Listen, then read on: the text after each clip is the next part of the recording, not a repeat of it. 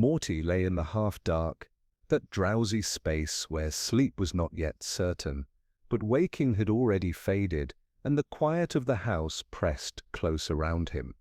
The old clock in the hallway ticked with a steady patience, and the hum of the night seemed to carry the soft weight of secrets. Yet something else lived within that silence, something that did not belong to ordinary hours. A creak, faint and insistent, stirred at the edges of his awareness, the gentle protest of hinges, the sigh of a door that would not stay still. Morty turned in his blanket, unsure if it was the sound of the wind, or if the house itself had decided to speak. But then in the corner of his vision, he thought he saw a shift of light, not bright, not bold, but a thread of silver leaking from where no light should be. Snuffles, curled at the foot of the bed, raised his head as though he too had heard it. His ears twitched, his eyes reflecting something that seemed older than their usual warmth, and in that simple motion, Morty felt less alone in his unease. He reached out, brushing his hand against the soft fur, and whispered his name like a promise of comfort. But Snuffles only looked at the door, the one that should have been closed, and gave a sound halfway between a whine and a sigh. Morty felt his chest tighten, not with fear exactly, but with the strange pull of curiosity, like a tether tugging at him from the other side of the light. The door moved again, opening by no more than the width of a hand, enough for the silver glow to spill more boldly across the floorboards. It wasn't the kind of light that came from lamps or the moon. It seemed gentler, softer, as though it had been waiting for him to notice. He swallowed, his mind swimming with the weight of choice, to pull the blanket over his head and pretend it was nothing, or to follow where the glow wished to lead him. His heart beat softly but firmly, urging him forward even as his body hesitated. The boy had always been unsure of his steps, always second-guessing himself in school, in family, in the small spaces of daily life. But here, in this quiet hour, there was something about the door that felt different, like it belonged to him, and to Snuffles, and to the hush of dreams themselves. Snuffles padded down from the bed, his nails making the faintest click against the wood, his tail lowered, cautious but steady. He stood by the half-open door, ears alert, his body leaning forward as though listening to something Morty could not yet hear. Morty whispered his name again, softer now, as though afraid that words might disturb the fragile stillness of the moment.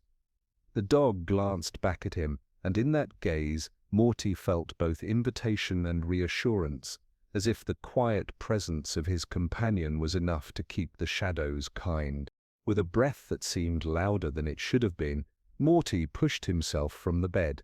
His bare feet touched the cool floor, grounding him in the here and now, even as the strange glow beckoned him into somewhere else. He moved slowly, each step a question, each heartbeat an answer he could not quite understand.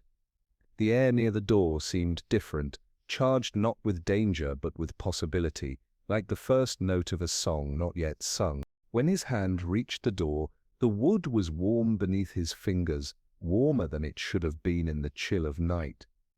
He leaned closer, the glow brushing across his face, soft and tender, like the touch of a lullaby. Snuffles stood firm beside him, no longer whimpering, his breath calm, his eyes steady. Morty realized then that whatever lay beyond was not his alone to face. His companion would walk with him, just as he always had in small, ordinary ways. That thought wrapped around him like a blanket, easing the tremble in his chest. He pushed the door wider, the glow spilled into the room, not blinding but enfolding, filling the corners with something that felt older than the stars yet new as a dream.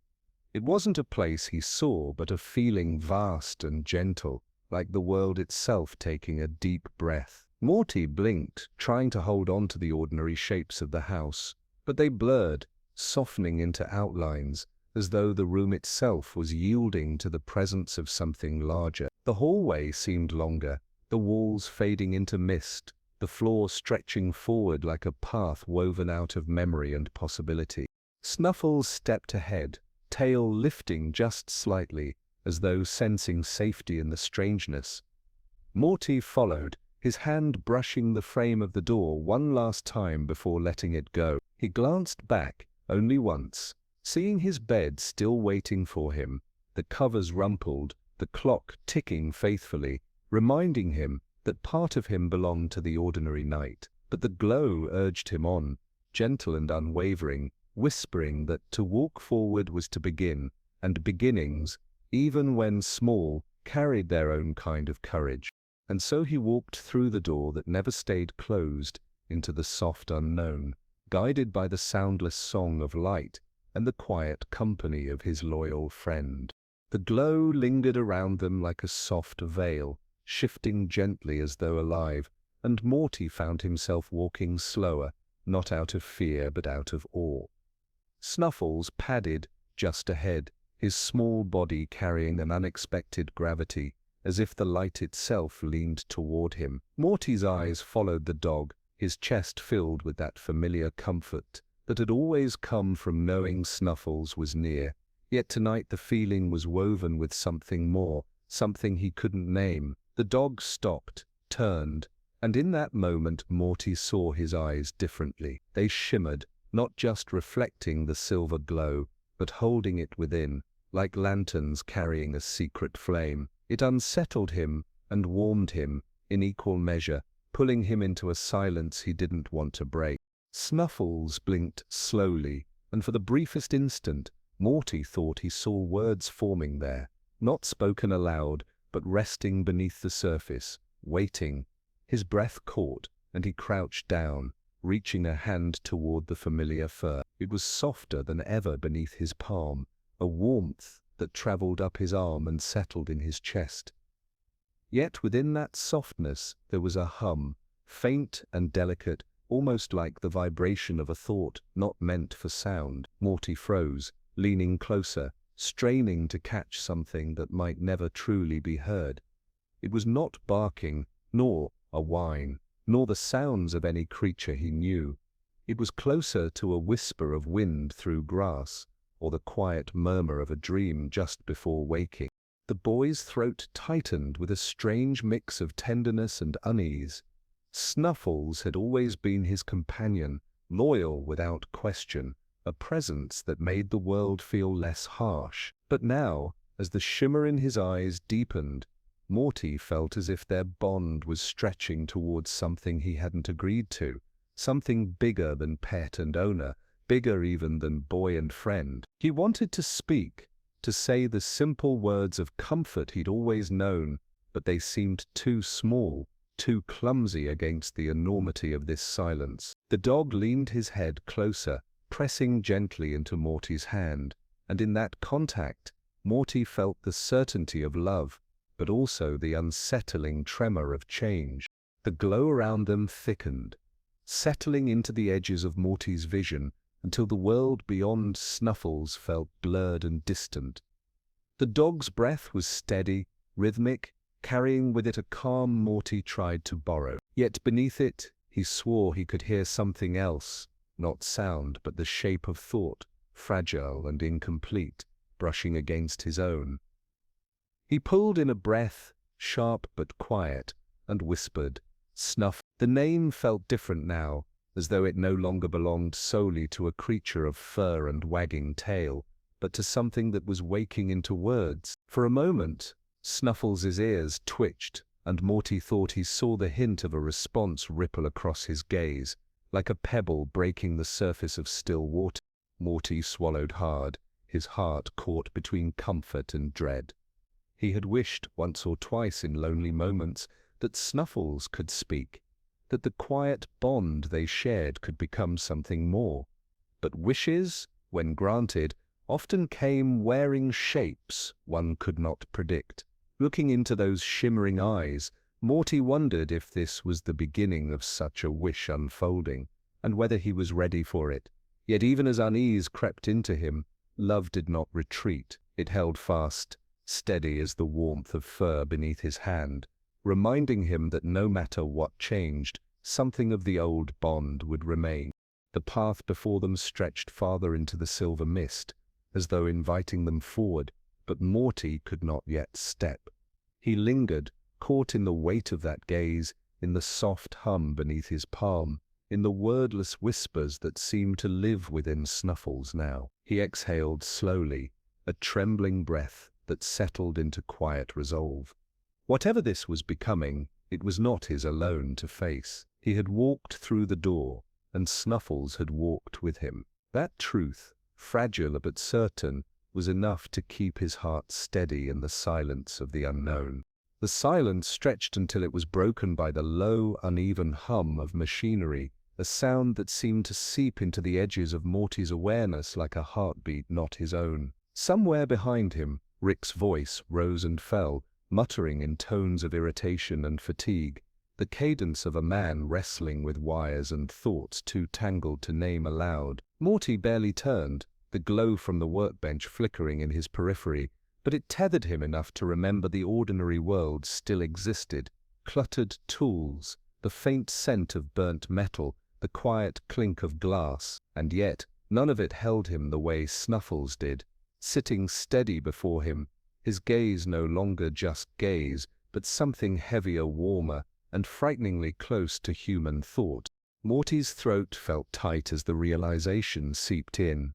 Snuffles wasn't only feeling anymore, there was intention there, fragile yet undeniable, like the first crack of dawn across a sky that had always been dark. He pressed his hand against the fur again, and this time the hum beneath his skin seemed less like an accident of nerves and more like the pulse of meaning. For a fleeting second, Morty swore he could sense it, a question forming not in words but in the gentle weight of presence, as if Snuffles were reaching toward him from a place he had never imagined a dog could stand. Rick coughed, his voice cutting briefly through the air. "Don't get sentimental, Morty. It's just chemistry and circuits, that's all." The words carried the rasp of exhaustion, but Morty barely heard them. What he felt in that moment could not be explained by wires or sparks. There was tenderness in it, an ache both soft and sharp. The way a lullaby can break your heart even as it soothes you. Snuffles' ears twitched again, his nose brushing Morty's wrist with a gentleness that seemed intentional, as if he were testing out the language of touch before the language of words. The boy blinked hard, his chest heavy with the strangeness of it. He wanted to tell Rick that this wasn't just science, wasn't just tinkering, but something more, yet the words wouldn't form, because speaking them aloud would make the moment crumble under the weight of explanation. Instead, Morty leaned in, listening with everything he had, waiting for the whisper of thought to come again, the one he had half felt before. And when it came, a faint flicker in the quiet, not a word but a spark of awareness. He felt it echo in his own mind, like the soft brush of two lanterns touching flame to flame. The tenderness of it was almost unbearable. Here was his dog, his companion from the simplest days of running in the yard, now sitting before him with a new depth that stretched into uncharted space. It made Morty ache with gratitude and dread all at once, because he knew that every bond, when it deepens, also carries the risk of loss. Still, he could not turn away. He let the moment wash over him, fragile and strange, holding on to the warmth of fur beneath his fingers and the quiet understanding that was just beginning to bloom between them. Rick's muttering faded into background static, swallowed by the rhythm of breath and the shimmer in Snuffles' eyes. The world beyond seemed to pause, as though waiting for Morty to accept that something had shifted forever. And as he sat there, trembling but steady, he realized that thought itself was not a burden but a gift, heavy, yes, but softened by the love that had always been there waiting quietly for its chance to grow. Word count. Morty stayed very still, the glow of Rick's tools fading into the hush that had gathered around him, and Snuffles. The dog's eyes shimmered faintly, carrying a question. Morty could not hear with his ears but felt resting inside his chest. It was strange, unsettling even, and yet there was no fear in it, only the weight of something gentle and new, like the first time a lullaby lingers long after the voice has gone. He wanted to answer, to find words that could bridge the silence. But none seemed steady enough. What came instead was his hand, resting softly on Snuffles' head, letting presence speak where language faltered. Rick's muttering clanked on in the background, but it no longer mattered. Morty leaned into the quiet, learning that listening wasn't only about catching sound, but about noticing what lived beneath it, the tremor in breath, the pause before movement, the way a glance could feel like an unfinished sentence. Snuffles shifted, pressing closer, as if recognizing that Morty was listening not just with ears but with heart. It was awkward, uncertain, yet something within the boy steadied, as though he had been waiting for this moment all along. A soft unease rippled through him. If Snuffles could think, if he could feel in this sharper way, then what came next? Would their bond grow too heavy, too strange to carry? Morty's chest tightened at the thought, but then Snuffles' warmth leaned against him, and the question dissolved. For now it was enough to sit there, to share the silence, to let the world shrink into this small exchange of breath and heartbeat. Rick could talk of circuits and experiments, but Morty understood in that fragile pause that something real was happening, something wires could never explain. Listening, he realized, was its own kind of courage, not the loud bravery of heroes or stories, but the quiet strength of simply staying, of refusing to turn away when things became uncertain. And so Morty stayed. He didn't press, didn't force the moment into clarity. He let it stretch, soft and unhurried, until the edges of fear rounded into tenderness. The boy and his dog, two beings sitting in the blur of light and shadow, connected not by speech, but by the willingness to be near each other in the mystery of it all. The hum of Rick's machine deepened, carrying the faint promise of change, but Morty barely noticed. What mattered was here in the quiet exchange where words had no place, and yet everything was understood. And as he leaned closer, Morty felt a subtle shift inside himself, as though the world had taught him a lesson without speaking it aloud, that sometimes listening is enough, and that even silence can be full of love. The night stretched long and silver, shadows spilling across the floor like secrets unrolled. Morty lay half awake, the hum of Rick's machine fading behind him, when he noticed Snuffles slipping quietly from his side. The dog moved carefully, his paws soundless against the wood, his body no longer carrying just the softness of a pet, but the intention of someone searching. Morty's breath caught as he watched, too curious to call out, too unsure of what would break if he interrupted. Snuffles padded into the dim glow of Rick's cluttered workshop, the air thick with dust and the faint metallic taste of solder. Morty crept after him, heart thudding gently, and saw the dog pause before a shelf lined with worn books. His nose touched the spines, as though scent itself could unravel meaning. And then, impossibly, his paw reached out, clumsy but deliberate, dragging one book down into the spill of light. Morty's eyes widened. Snuffles did not merely glance. He lingered, gazing at the pages as though they whispered directly to him. It wasn't just books. His eyes flicked to scattered objects, wires, tools, an old photograph turned face down. Each thing seemed to hold a fragment, a sliver of a larger truth, and Snuffles gathered them the way one might gather fallen leaves, carefully, reverently, as if nothing was too small to matter.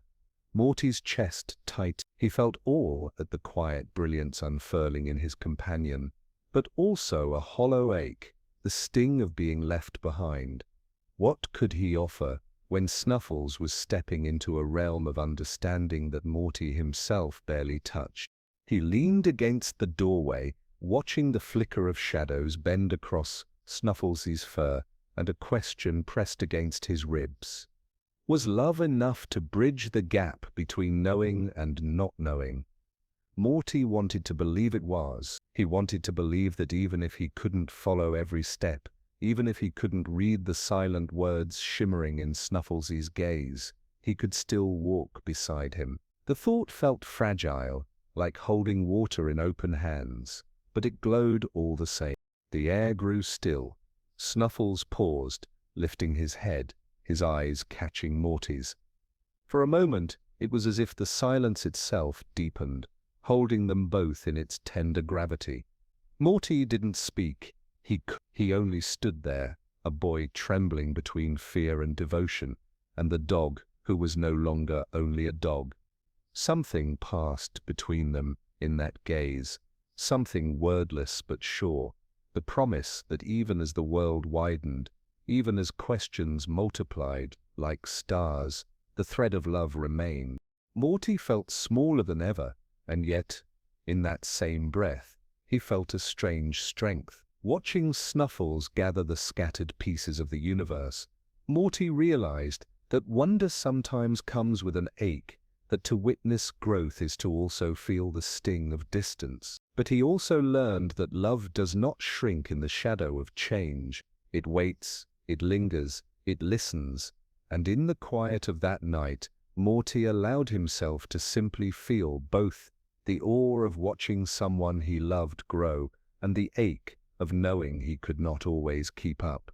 The night after Morty had watched Snuffles gather fragments in the dim-lit room, he found himself lying awake longer than usual. Sleep tugged at him in waves, but each time he closed his eyes, the image returned. Snuffles, his small body haloed in shadow and light, his eyes carrying questions Morty could not name. It wasn't only the sight of a dog becoming something more, it was the silence that followed, a silence that felt heavy, deliberate, almost like words spoken without sound. Morty wondered if silence itself was a kind of language, one he had never learned to speak but instinctively understood. He thought of how his mother sometimes said nothing at dinner, her quietness more telling than any words. He thought of Rick muttering endlessly at his machines, but revealing more in the pauses, in the sighs between sentences, than in his sprawling lectures. And now Snuffles, who looked at him with eyes that didn't need to bark or whimper to be heard. Morty pressed his hand to his chest as though to anchor himself, feeling a strange warmth stir within him. Snuffles padded softly to Morty's side, curling up but not quite touching. The distance was small, barely the space of a hand, but Morty felt it deeply, as though it marked the threshold between the boy who wanted things simple and the companion who was stepping into something vast. He resisted the urge to reach out and close the space, realizing without knowing how that this distance mattered. Growth often carried a silence of its own, and Morty sensed he had to respect it, even if it hurt. Rick's workshop hummed faintly in the background, the machine still alive, whispering its secret pulses into the night. Morty listened. The sound seemed to blend with Snuffles's slow breathing, with the rustle of unseen pages still lingering from earlier, with the quiet that threaded them all together. Morty thought, maybe silence wasn't emptiness, maybe it was fullness, just a fullness too large for words. He whispered, almost to himself, "I don't get it, but I'm here." His voice was small, but it carried into the air like a candle flicker.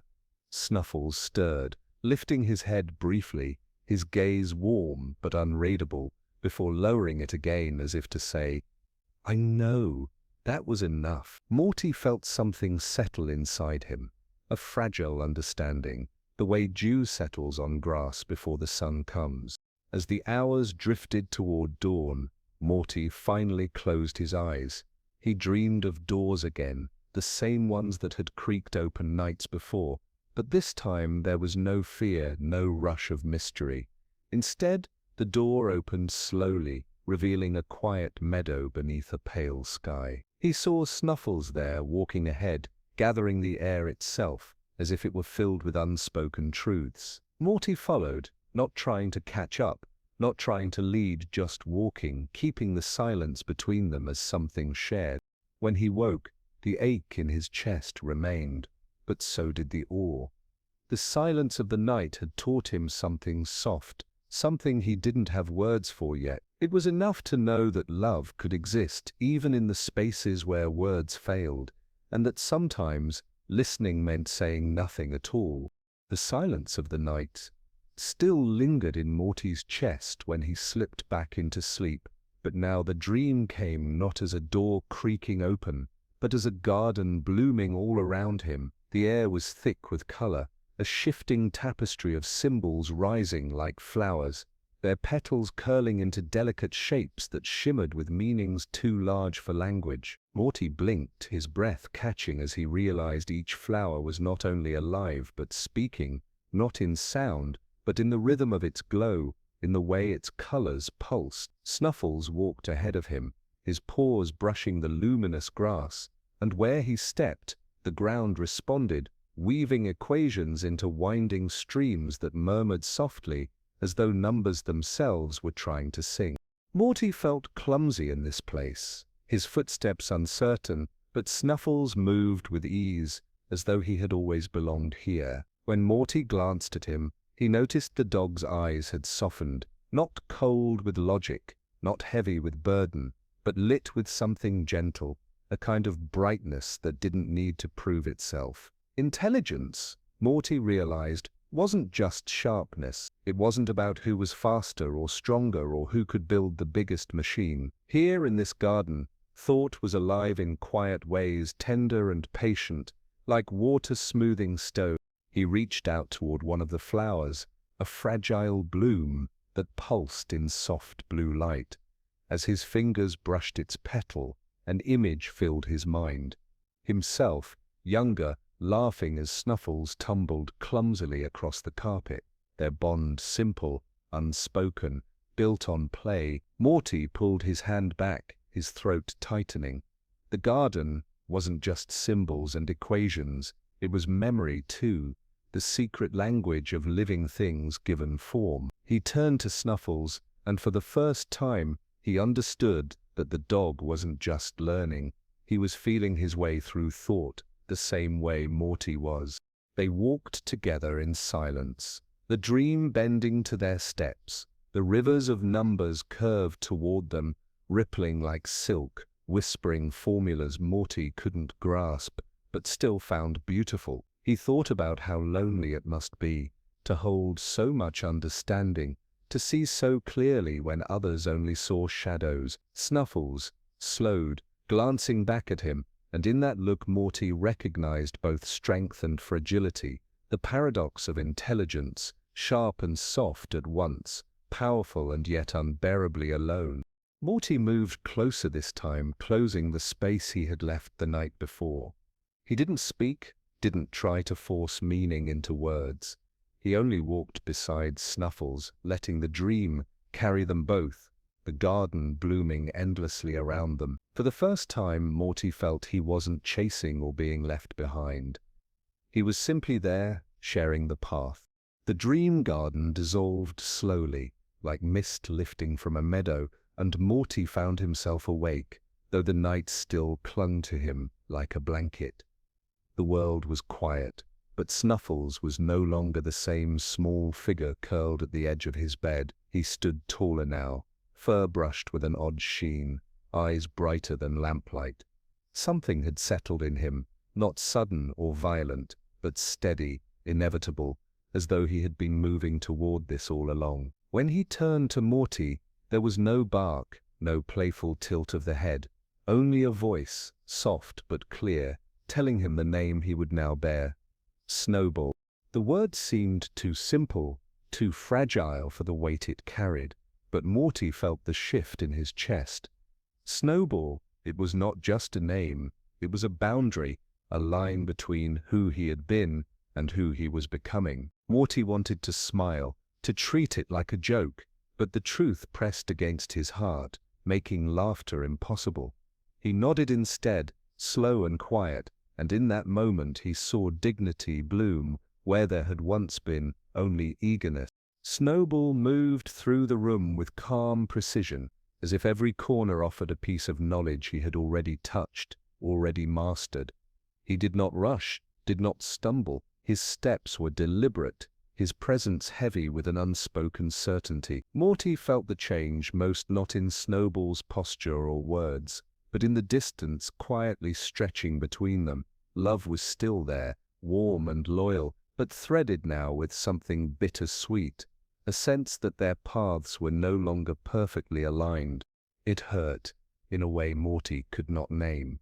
He remembered carrying Snowball as a puppy, the soft weight against his chest, the silly joy of games no one else cared about. Now as he watched him stand straighter, speak with reason instead of bark, Morty realized he was witnessing not a loss, but a transformation.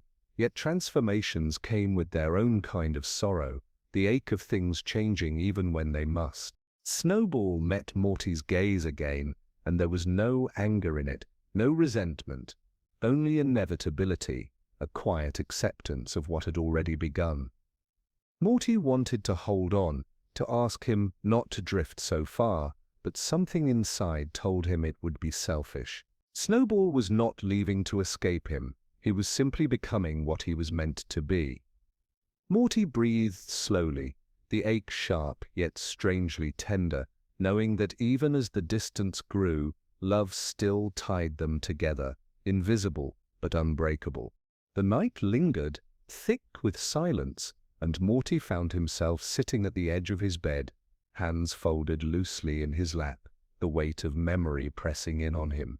He thought of Snuffles, no Snowball as he had once been, a bundle of fur that wriggled and yipped with unshaped joy. He remembered the way the little paws had pressed against his chest, the way the world had seemed smaller, softer, whenever that warmth nestled into him.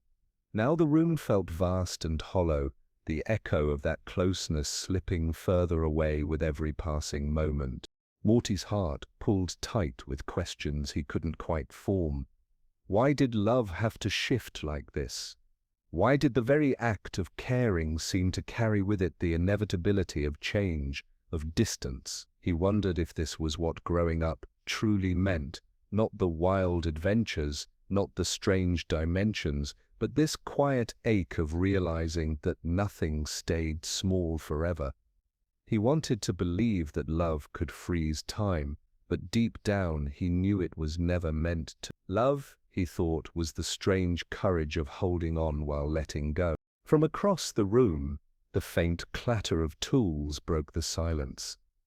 Rick hunched over a device that sparked and hissed, his mutterings drifting like smoke through the dim light.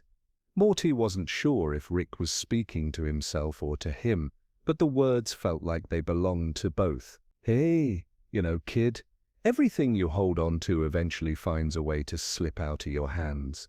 Doesn't mean it's gone, just means it's changing shape, like matter, like energy, like sandwiches you forget in the fridge. The corner of Morty's mouth twitched, though he didn't laugh. Rick's words, half nonsense, half wisdom, carried the weight of truth in their crooked way. It was easier to hear it through jokes, as though humor softened the sting, turning pain into something bearable. Morty leaned back, staring at the ceiling, letting the sound of Rick's tinkering settle him. The ache didn't fade, but it grew gentler, like a bruise touched by careful fingers.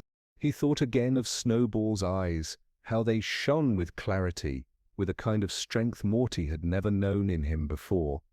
It hurt, yes, but beneath the hurt there was awe, a quiet pride that his companion had grown into something beyond the boy who once carried him. Morty sighed, small and steady, accepting that the bond between them hadn't broken. It had only shifted into something more complicated, something harder to hold, but perhaps deeper too. And in that quiet, Morty understood that his ache wasn't just loss. It was love stretching to fit new shapes.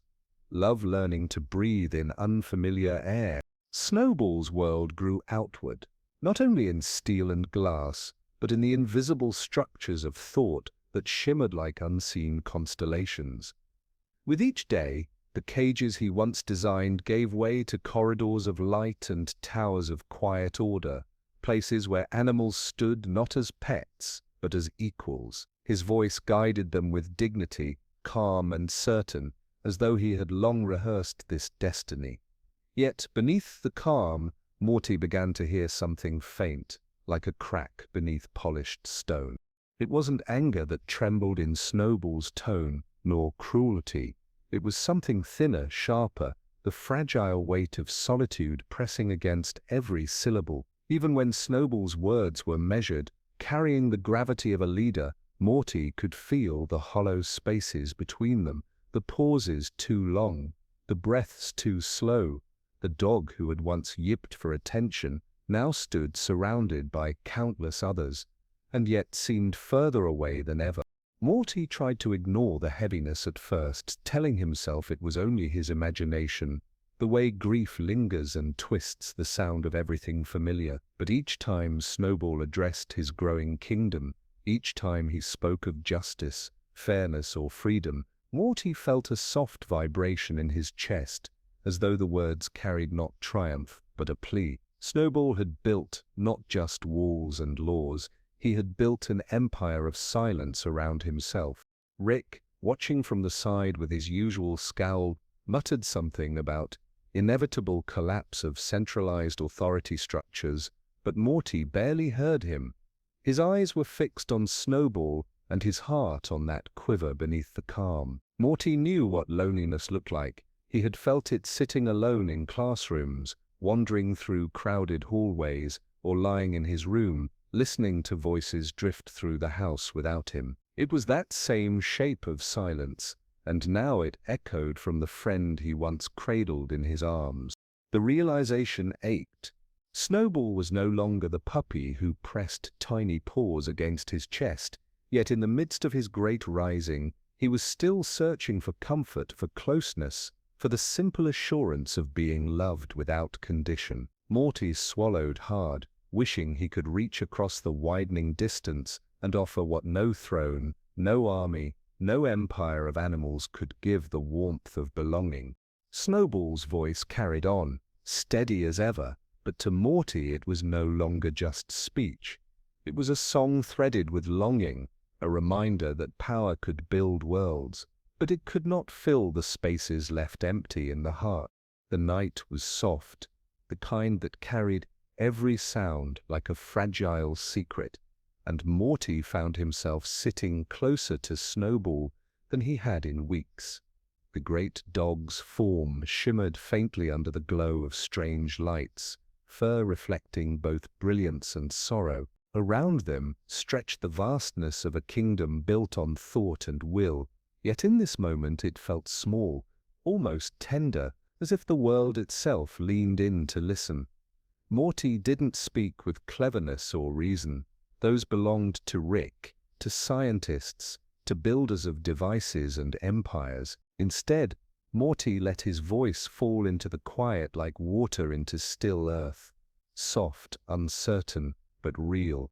He reminded Snowball of the first days, of the small bed where paws rested on his chest, of clumsy walks through grass, of laughter too gentle to remember clearly, but strong enough to linger. He spoke not of cages or freedom or destiny, but of belonging, how warmth wasn't in power or in perfect understanding, but in the way two beings chose each other despite the world. His words trembled, unpolished and uneven, but in that trembling was truth. Snowball lowered his head, and in the silence that followed, the air seemed to hum with something vast, as if his great mind pressed against invisible walls. His eyes, deep with intelligence and the weight of endless thought, shimmered as though tears had found a way to live inside light itself. He did not argue, did not dismiss Morty's fragile offering. Instead, he listened, and that listening was a kind of surrender, an acknowledgement that love was not a chain, but a thread stretched across impossible distance. For a moment, Morty felt the years of friendship condensed into this single breath between them. He didn't beg Snowball to stay, because love that clings becomes a cage, and hadn't they both learned enough about cages? He simply offered memory, warmth, and the quiet promise that even if paths diverged, the bond would not break. Snowball's body quivered, a vast figure struggling against the simplest truth that even in greatness, even in power, he longed for what was small and familiar. The room felt alive, trembling not with machinery but with feeling, as though Snowball's authority and inventions were for a moment reduced to something tender, nearly childlike. Morty's words rested in the air between them like lanterns, fragile but glowing, and Snowball bowed his head as though to shelter them. His kingdom still stood, his brilliance still shimmered, yet in that silence it was not victory he carried, but the ache of farewell shaped by love. Word count. The silence that followed Snowball's departure was unlike any Morty had known before. It wasn't heavy, not crushing, but vast, stretching into the corners of his chest, like an uncharted horizon. He drifted to sleep with that quiet, and in dreams he saw his friend, not bound by walls or cages or even the sharp weight of his own brilliance, but running. Snowball's paws touched fields of light that glowed beneath him, and each step scattered gentle sparks that rose like fireflies into the endless night. The stars bent closer as though to watch, and the clouds curled softly at his sides, guiding rather than confining him. Morty didn't chase after him this time, he simply watched. The ache in his chest softened by the beauty of seeing freedom take form. The dream carried no urgency. It was not about loss or even longing, but about witnessing the quiet continuation of a bond that refused to die. Every paw print left in the air shimmered for a heartbeat before fading. But even as they vanished, Morty felt their echo remain, like the faint hum of a lullaby, long after the music ends. He woke slowly, half aware of Rick muttering at the workbench, the low hum of machines rising and falling in rhythm with his own breath. Rick's words, drifting and broken by exhaustion, reached Morty's ears, half-truths, half-jokes, all stitched with a kind of hidden care he rarely named aloud. Morty lay there, listening. The world outside was still, but inside him, echoes moved gently, not demanding but reminding. He realized goodbyes were never complete erasures. They left behind shapes, sounds, memories that filled the silence differently. Snowball was gone, yes, but not in a way that left emptiness.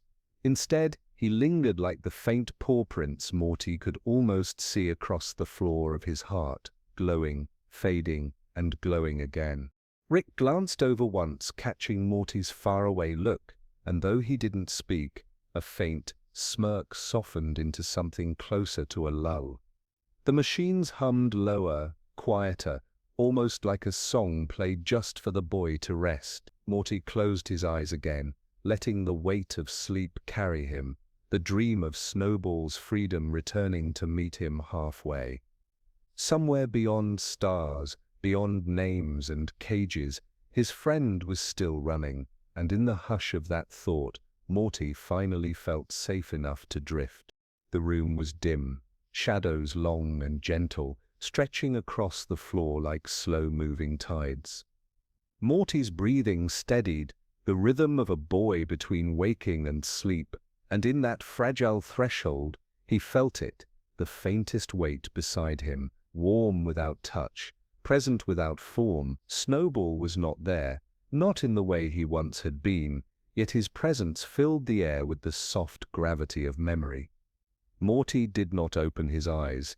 He didn't need to. Some things were known not by sight, but by the quiet assurance that they remained even after the world said they were gone. Snowball's story lived in him now, folded gently into the fabric of Morty's heart.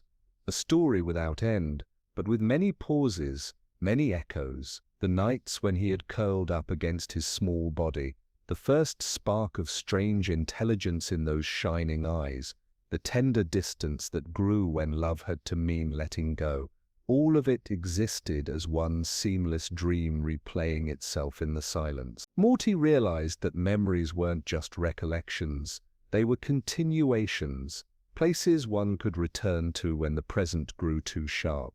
Rick's quiet mutterings carried across the room, tools clinking in half-forgotten rhythm. Morty caught fragments of words, scattered like pebbles tossed into water, ideas, warnings, jokes that never fully landed. They were a comfort in their own way, those unpolished truths drifting near, reminding him that life went on even in silence, even in loss. And through it all the sense of Snowball lingered, not fading but folding itself deeper into him, softer, quieter, but never absent. As Morty surrendered further to sleep, he imagined Snowball running again, not in fields of stars this time, but through the hidden paths of his own dreams. Each step left no mark, no paw print on the ground, yet the sound of them carried like music, a melody only Morty could hear. It wasn't sorrowful, it was steady, patient, a reminder that love did not vanish when it changed its shape. Morty felt himself drifting with that music, sinking into its calmness, and in the silence that followed, he finally understood goodbyes were not endings, but gentle beginnings, opening into places where love waited, timeless and unbroken. And so, as the night folds inward, the voice that has carried these moments leans close, softer than breath, reminding that stories do not end. They simply change their rhythm, like rivers easing into the sea. Snowball, Rick, Morty, names once sharp with presence, now drift together into something vaster, less bound by time. They do not vanish, they ripple into legend, moving quietly through the spaces between memory and dream, lingering like starlight long after the sun has gone.